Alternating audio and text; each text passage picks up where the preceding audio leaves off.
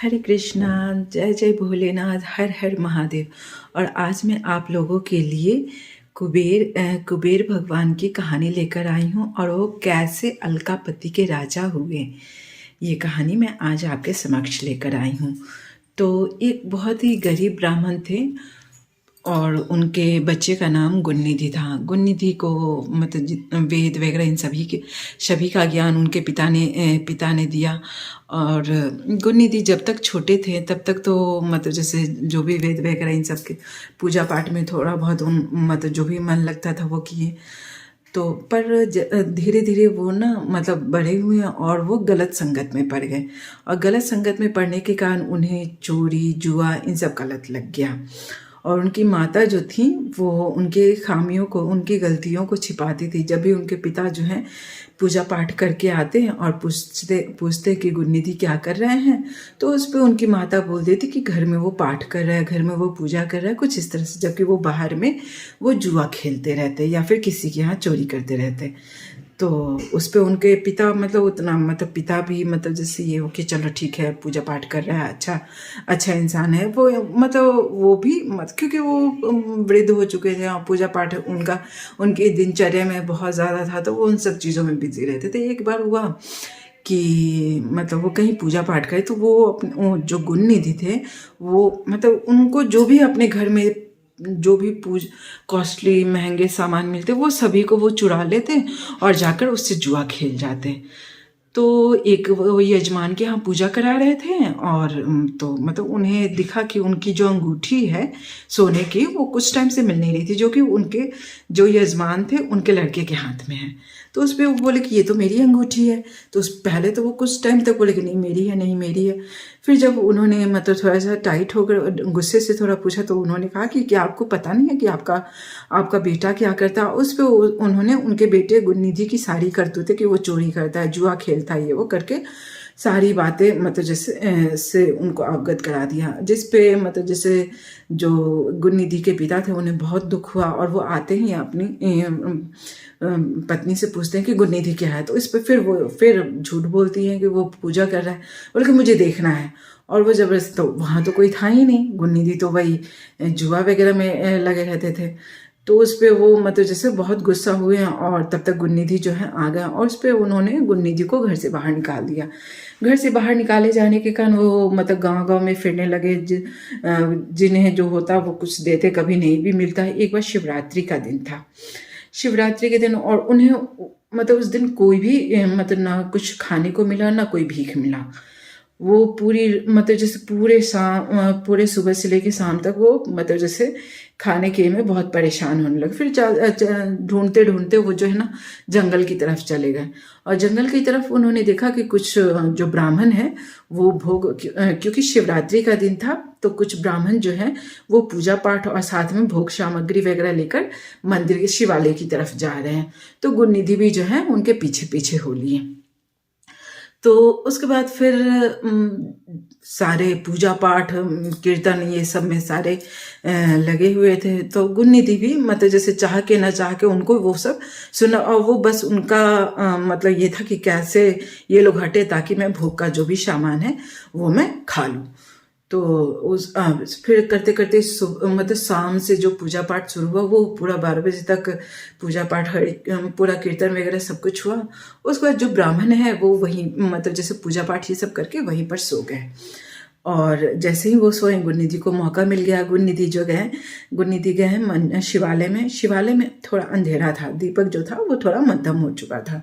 तो उन्होंने अपने जो वो हम लोगों में गमछा कहते हैं, कुछ लोग तो गमछा उसको कहते हैं जो पतला सा होता है, तौलिया तो टॉवल वो तो थोड़ा सा जो मोटा होता है उसको टॉवल कहते हैं।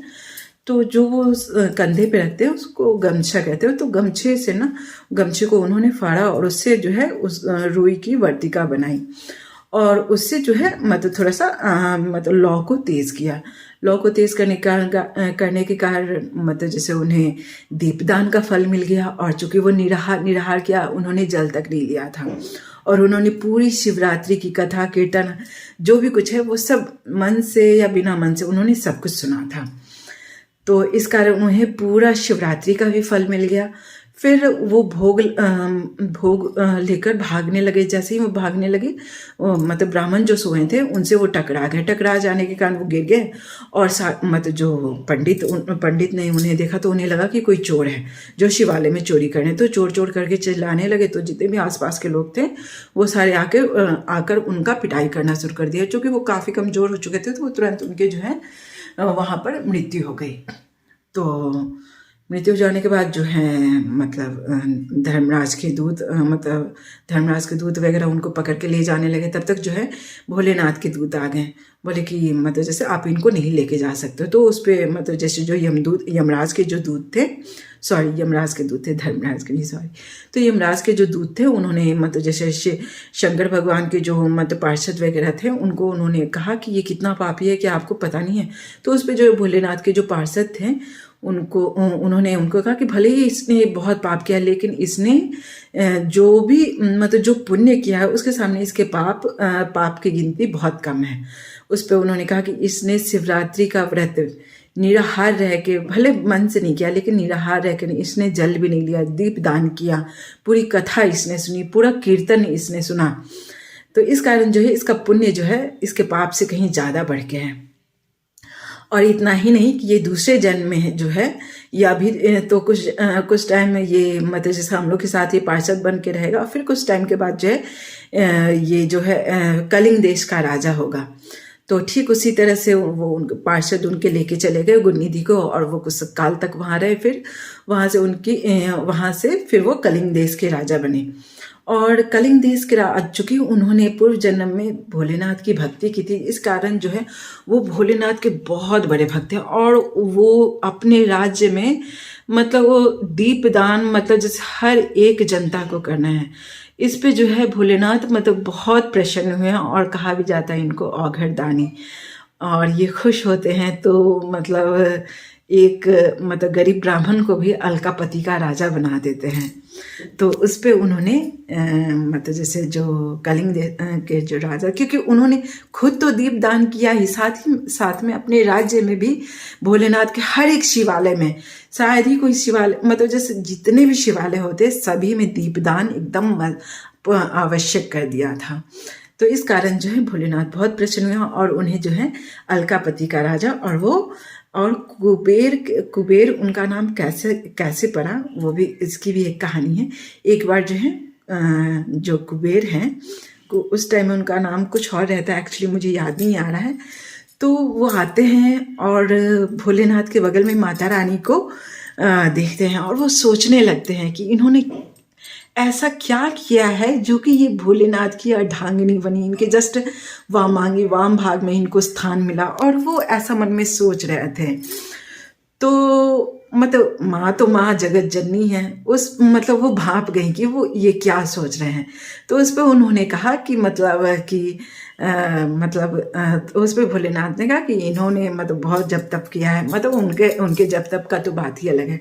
तो उस पर माता रानी ने कहा कि तुमने मुझे बैर से देखा है, इसलिए आज से तुमने मतलब मेरे पे होता है ना बैरी दृष्टि डाली है, इस कारण आज से तुम्हारा जो है कुबेर नाम हो गया।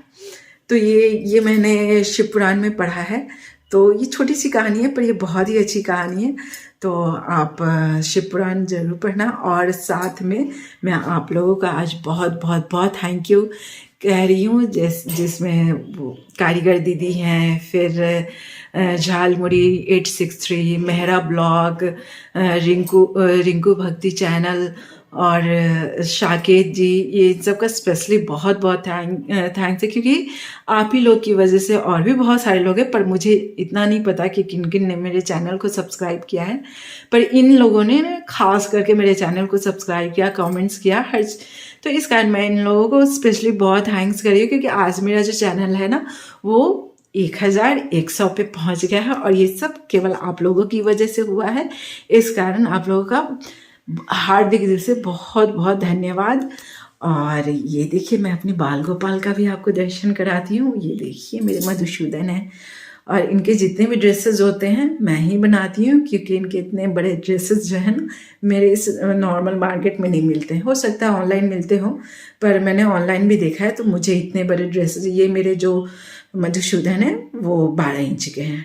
तो इस कारण इनका जो आसपास में मैंने तो काफ़ी देखा है, मुझे इनके ड्रेस जो है नहीं तो इनके जो भी हैं कैप वगैरह जो भी कुछ है वो मैं ही बनाती हूँ। साथ में मैं इन्हीं का नहीं, मैं इन लोगों का भी बनाती हूँ। मेरे पास इन लोगों के भी अपने हाथ से बनाए हुए बहुत सारे ड्रेसेस हैं। ये देखिए मेरे माधव हैं और ये मेरे पास सबसे पहले आए हैं। तो प्लीज़ आप बताना कि आज की कहानी आप लोगों को कैसी लगी। And please like share and subscribe my channel. Hare Krishna, Radhe Radhe. और अब मैं इन लोगों को सुलाने जा रही हूँ, तो आप सभी को शुभ रात्रि। हरे